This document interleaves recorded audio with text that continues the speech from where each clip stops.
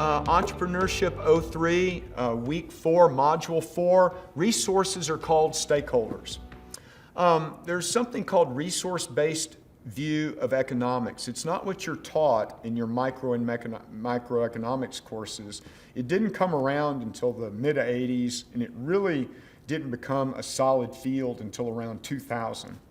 But what resource-based view says is you have 5 primary resources: entrepreneurship or leadership, financial capital, natural resources, human resources, and ultimately technology. Now, notice where human resources play. Your leadership is your human capital, and your human resources are the people that are easily replaced. We never want to be a human resource. We always want to be human capital. In other words, something that contributes to profit or innovation within the organization. So we want to look at all of our people internally and externally as stakeholders, and I've mentioned this before. And we need to address all of these stakeholder groups as we're finishing up this business plan. Right now, you're at the point where you should have the complete document, and you're going through and you're proofreading. This is like your thesis or dissertation for this program. It is very important for you to get this innovation plan in such a great form that it makes you a valuable person or to invest in, or valuable to have as an employee, but not as a human resource, as a part of human capital or leadership. Other stakeholders you need to be aware of are your investors, your vendors, your creditors. Of course, your big stakeholder are your customers, but let's say something right here and now. Our internal stakeholders are most important. The reason being, if I don't have a great team, whatever I go out onto the field with is not going to perform as well as it could.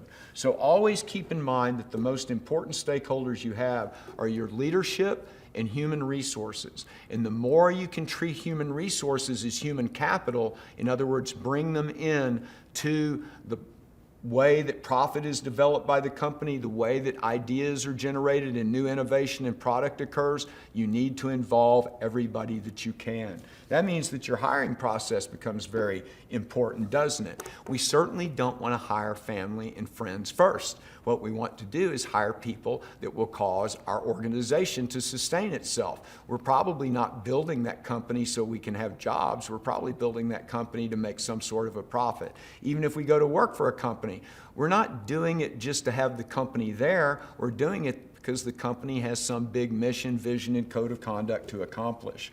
So stakeholders can never be discounted. And if you do see your stakeholders being discounted, in other words, employees not being treated right, investors not being treated right, oh my gosh, customers not being treated right. And I did work for a company for 11 years, not Texas Instruments, but another one that did not treat their people right. But I went back to that company a long time, like 15 years later, and went back to work for them, and they had become socially responsible because that original company had been acquired by the other. And the family that was behind the new company, their name wasn't on the company, a different name was on the company. But what they did was build a socially responsible company and buy a non-socially responsible company. And now today, that's one of the top 3 companies in its industry, and it is the most socially responsible in its industry. And that's no surprise that it's also the most profitable. That company even used to produce an annual report on corporate responsibility, but due to COVID and some other things, that's not being produced right now. Thank you. See you next week. Call if you have any questions.